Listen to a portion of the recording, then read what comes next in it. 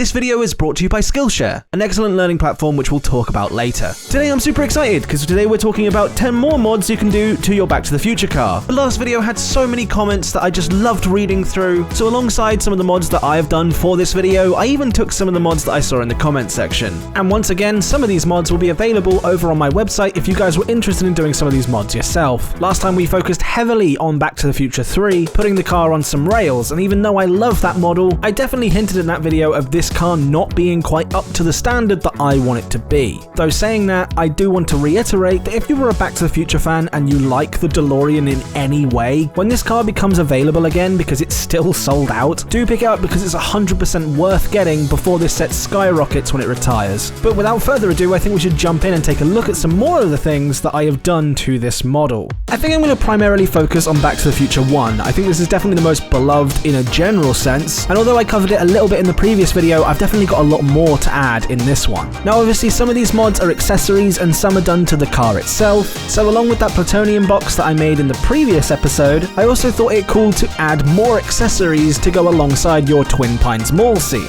And what a better thing to start off with than Marty's camera. Now I'm not fully familiar with which camera model this is, but at the same time it's incredibly easy to make in LEGO, and the build I've done here, just consisting of this telescope piece, along with plates and tiles, make a relatively nice looking camera and is in scale with this DeLorean. Another thing I thought fairly cool to include, as we get a hoverboard in this set for Back to the Future 2, is to include Marty's skateboard from Back to the Future 1. Now he actually uses 2 skateboards during this film if you count the one from 1955, but this one here, based on the hoverboard, is very reminiscent from the skateboard we see at the very beginning of the film. The skateboard is 7 long and consists of mostly a purple colour with this black strip at the top. Obviously I don't have the luxury of doing custom prints, but I think this does the job, especially with these nice little trucks being brick built on the bottom of the board. These 3 accessories fit really nicely next to the car. But there's probably one more accessory you guys are expecting to see, and that's the remote control that controls the DeLorean, and don't worry, I made that too. This combination of plates and tiles make a decent looking remote control that is in scale with the car in my opinion. It has the little extra gauge on the top that shows the speed, and also has this walkie-talkie in the back to give that aerial look. I love these 1x1 plates on the front with the pin sticking up to look like the control sticks of the remote. I think this is a really nice look, and I also think that this remote is going to look sick next to the car on top of the plutonium box. But for those of you who watch a lot of my videos on my channel, you'll notice that last week I made a top 5 mods video that you can make on your land speeder. And in that video I made a 2-scale figure of Luke Skywalker to go alongside the land speeder. So I thought with all these accessories and the car itself, why not make a Doc and Marty to go alongside this car in their iconic Back to the Future 1 outfits. But before we look at them, I want to talk to you about Skillshare. Now before you skip this, hear me out. A lot of people ask me how I make my videos just so darn high quality, and that's mainly because I look for advice. Yes, I did go to film school, but the majority of what I learned about camera work, editing, and YouTube management has all been from online. I do research on how to make my videos more high quality, and if I'm honest, the best place that I found to get really good high quality courses is Skillshare. Skillshare is full of different online courses with being able to help you out with things like video editing, thumbnail creation, and much, much more. I'm currently looking into this course by Jazza, all about how to make a successful YouTube channel as well as how to talk to camera, something that I actually struggle with a fair bit. But those are just courses about videos. They also have courses about music,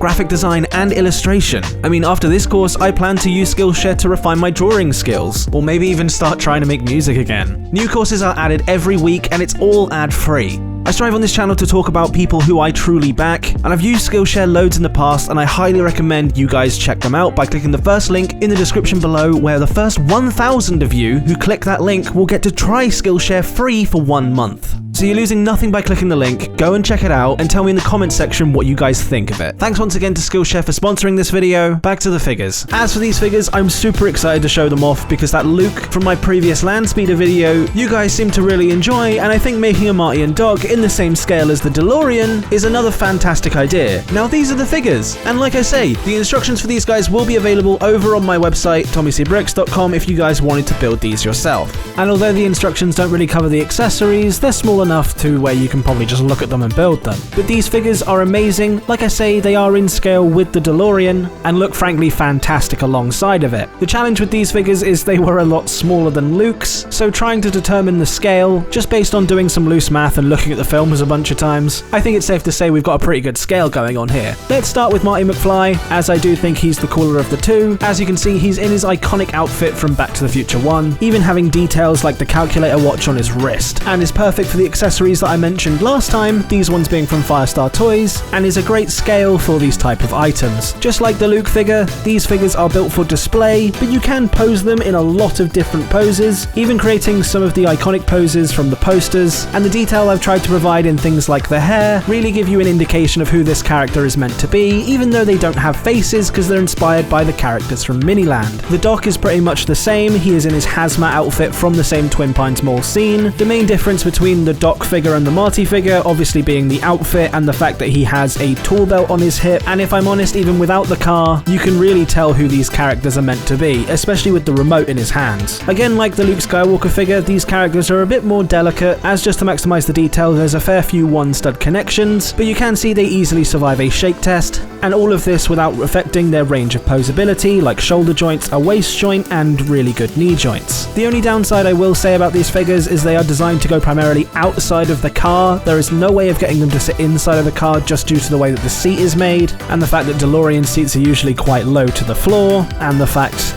that these are rigid Lego bricks, you're not going to be able to get them to crunch up the same way a person would be able to. But honestly, I think these brick-built figures look good outside of the car. They were always designed to be outside of the vehicle and be displayed alongside it. Speaking of the car, maybe we should talk about that as well. As we all know since the last video, I did say that I wasn't massively happy with the interior and exterior of the car, and that last video focused mainly on putting the car on some rails because I wanted people to be able to do that because of the Back to the Future 3 variant. So in this video, I decided to tackle the back bit of the car as well as the interior. Now, I did say in that previous video that the designer did a good job switching between the plutonium reactor and the Mr. Fusion reactor. However, I did also say that the interior was frankly forgotten entirely. So the first thing I did was research the back of the car and the complete interior so I knew what things were called and where they should go. And I actually discovered that there were 2 books written about the Back to the Future car that would really help me in this scenario. The first being the concept art book, which I've had in my collection of art books for a while now, but this one I had to buy especially for this video, and this is the Haynes DeLorean Time Machine, Doc Brown's Owner's Workshop Manual. This book here is featured full of every detail of how the DeLorean is meant to look in canon, and was a massive help when redesigning my DeLorean in Studio, a studio file that will be provided in those Marty and Doc instructions, in case you guys wanted to attempt doing this yourself. However, I haven't done instructions for them. And to help me demonstrate what I've done, here is my car alongside a default one. This is going to be slightly difficult to show because the 2 models do look very, very similar. However, I will try my best to show you everything I've done to my car, starting with the dashboard. One thing I pointed out in my review of this car is that the digital speedo was missing, so I've decided to implement that into the design, and this is the way that I've done it, using a bracket and a 1x2 tile on the front. As you can see, I've also put an alarm clock piece here, and this piece is actually featured in the new Encanto set, and although I would love to make this look more like an alarm clock, I think it's a better representation than just nothing. Moving up to the central column of the car, you can see here on the default one that the time circuits were represented along with the gear stick. However, it's just meant to be so much more detailed, and I did say in my review of this car that I think the light brick included in the flux capacitor could be the thing stopping more detail being included. I did also say that I like the fact that the light brick was included, but with my one I was planning on putting a light kit in it anyway, so I decided that the light brick wasn't for me. This meant that I could put my flux capacitor backwards by 2 studs, which meant I had a lot more room on the central column so I could include some more detail.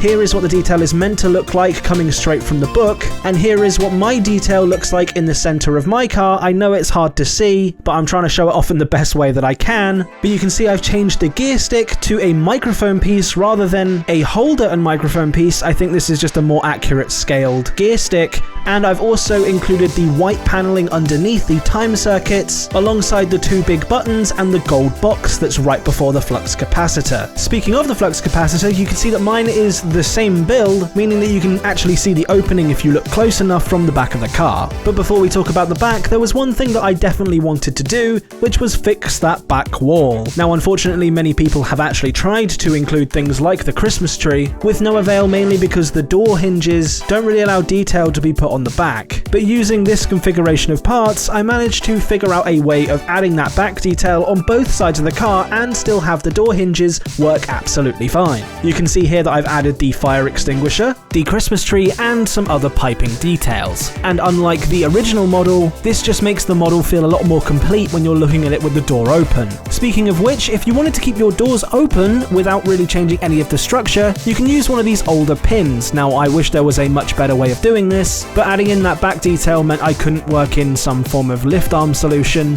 which I have seen on Rebrickable. This way you can keep your doors open and they won't slowly sag down. Another thing I've done is you can see on the older model that there is no carpet whatsoever, so I've added carpet detailing to mine, as well as foot pedals just using some tiles and some 1x1 modified plates. Moving over to the other side of the car, you can also see that I haven't skimped out on the detail on this side. Again, the carpets are depicted as tiles on the floor, and behind the seat there's a lot more detail, which again I used the book to help me try and get as detailed as possible. Moving on to the back of the car, this was one thing that I completely redesigned. I know it looks very similar, but you can see here if I put them side by side that they are really different. Of course I've tried to use as many pieces as I can from the set, hence why the plutonium chamber itself looks very similar to this default model, but you can see here from the book I've added in a lot more detailing and in the more accurate spots, such as this cable coming out of the back here, and the use of roller skate pieces to build up just a little bit more detail. You can see here on the original model that there were two massive gaps down here. I thought the designer had put this red bar down here to indicate the orange cabling going from this part of the car to this part of the car, and I don't know if that was the case, but I like what I've done here as a much better solution, using curved dark orange pieces to give that curved look of the cabling. The detailing on each side of the car has changed ever so slightly. There are meant to be 3 of these green fire suppression tanks on the side of the car, but unfortunately trying to get 3 in there just didn't look very good, so I've left that at 2. You can see that I've put red lipstick pieces inside the 1x1 cylinders to accent these cylinders and make it look like the wires coming off of the top of them, and I've done the same things with these 1x1 cylinders on this side of the car, as if anything the wires are more prominent on this side, as well as pushing these 1x1 studs back 1 stud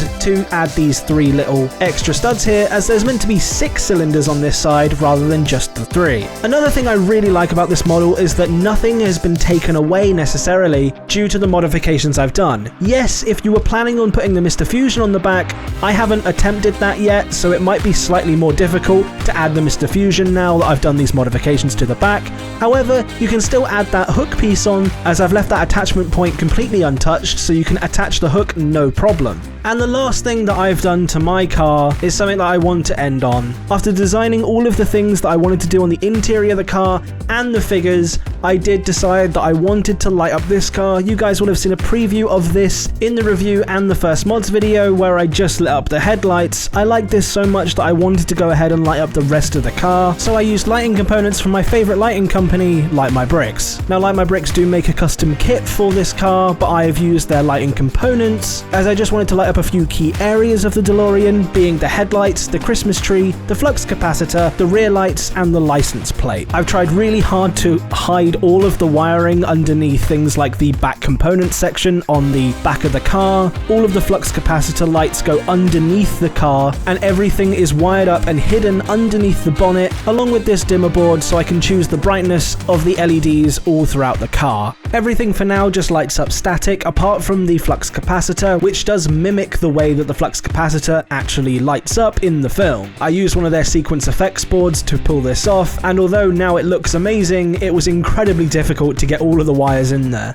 Please remember to check out Skillshare. Remember, the first 1,000 of you can try it out for free by just clicking that link in the top line of the description. If you're after the instructions for Marty and Doc, they're also down in the description. And do be sure to go and check out my last mods video, where we put this DeLorean on some rails from Back to the Future 3.